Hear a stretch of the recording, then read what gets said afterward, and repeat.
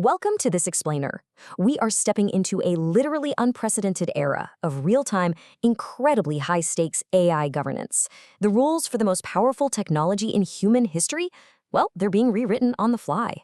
And today, we're going to break down exactly how this massive race for global dominance is colliding head-on with national security.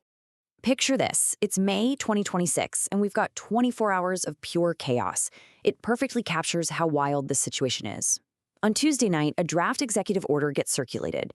It's designed to create this voluntary vetting process for advanced frontier AI models. Fast forward to Wednesday morning, and some of the biggest tech CEOs in the world are literally mid-flight, heading to Washington, D.C. for a highly anticipated Oval Office signing ceremony.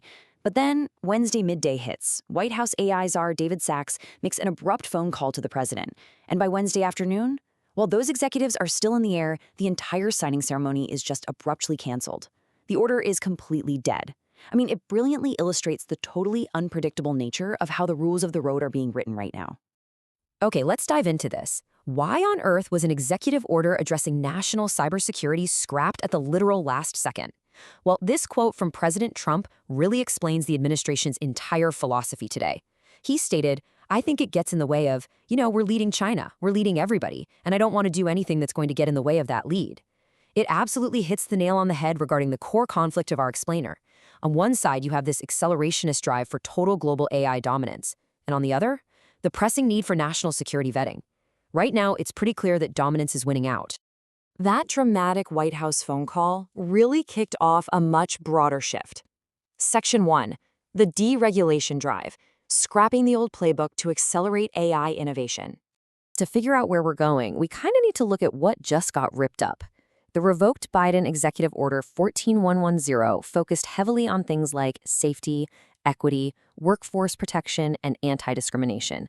But the current administration, total 180. The new Trump Executive Order 14179 focuses strictly on unhindered innovation, global dominance, and sweeping deregulation. It is a stark, rapid, and fundamental shift in how the federal government views its role in AI development. Now, what's fascinating is that this massive wave of deregulation actually comes with its own highly specific set of rules. Executive Order 14319 establishes what they call unbiased AI principles. Basically, it's a federal procurement mandate. It legally dictates exactly what kind of AI models the government is allowed to buy, explicitly targeting what the administration terms woke AI. To land a government contract now, an AI model must prioritize truth-seeking and ideological neutrality. It is strictly legally prohibited from encoding diversity, equity, and inclusion principles or any partisan judgments. And it goes way beyond just government purchasing. There's a massive structural rollback happening across the board. The Department of Government Efficiency, DOGE, is spearheading this whole deregulation initiative. First up, they're identifying regulations to cut at a staggering rate.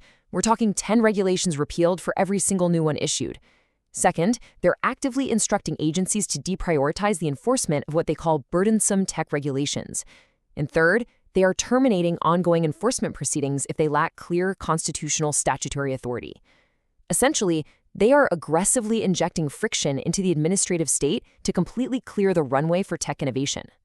But they aren't just changing the rules. They're trying to change the physical landscape too. Section 2, building the AI empire, power, compute, and exporting the American AI stack. $500 billion. Let that number sink in for a second. That is the massive price tag of the newly announced Stargate project. This isn't just a policy memo. This is a huge, unprecedented public-private partnership. You've got heavyweights like OpenAI, SoftBank, Oracle, and MGX all involved. The singular goal here?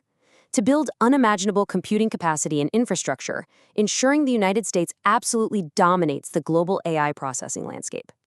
Now, what's really interesting about this coordinated AI action plan is how it sweeps across the rest of the government. Take energy permitting. Executive Order 14318 is actively fast-tracking data centers that require over 100 megawatts of power. That's a massive amount of energy. On federal land, they are expanding leasing to literally build this new AI infrastructure directly on public property.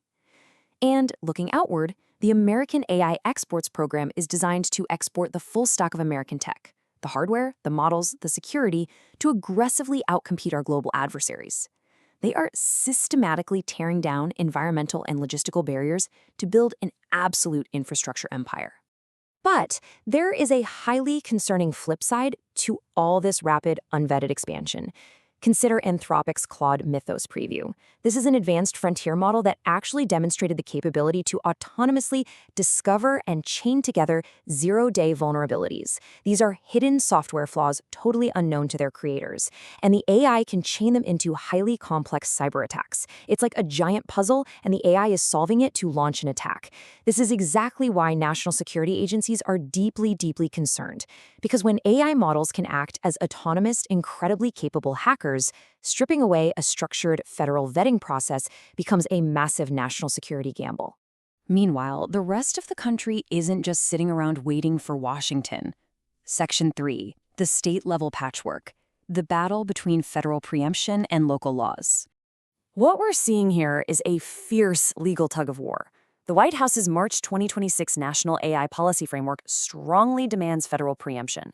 That means they want one single national standard that completely overrides state laws, and it seeks to block states from holding AI developers liable. But contrasting that, the immediate reality for businesses today, which is highly active state laws. Colorado has strict obligations for deploying high-risk systems. Utah has firm disclosure rules so you actually know when you're talking to an AI. Illinois has deep biometric and employment-related AI laws. So while federal policy might be existing in this deregulatory vacuum, state legislatures are actively filling the void. Which brings us to a really vital realization for anyone operating in this space right now. Section 4, the new rules of engagement, how AI governance is being built in real time. So the crucial point is this: do not mistake deregulation for a total lack of rules. Governance is hardening right now, in real time, through these 4 alternative channels. First, you've got FTC consumer protection enforcement. If your AI claims are false or unsafe, they are absolutely enforcing substantiation. Second, DOJ and EEOC civil rights liability. They're enforcing outcomes-based discrimination laws, completely regardless of whether the AI intended to be biased or not. Third, the NIST AI risk management framework is rapidly becoming the baseline standard for corporate diligence. And fourth, as we discussed earlier, federal procurement rules are creating very strict contractual obligations.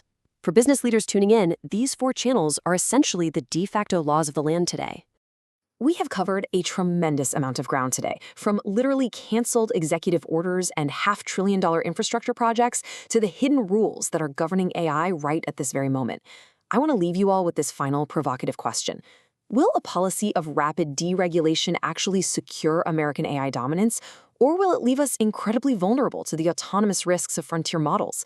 It's an unbelievably high-stakes gamble, and we are all watching the dice roll in real time. Thank you so much for joining me on this explainer. Keep learning, keep questioning, and I will catch you next time.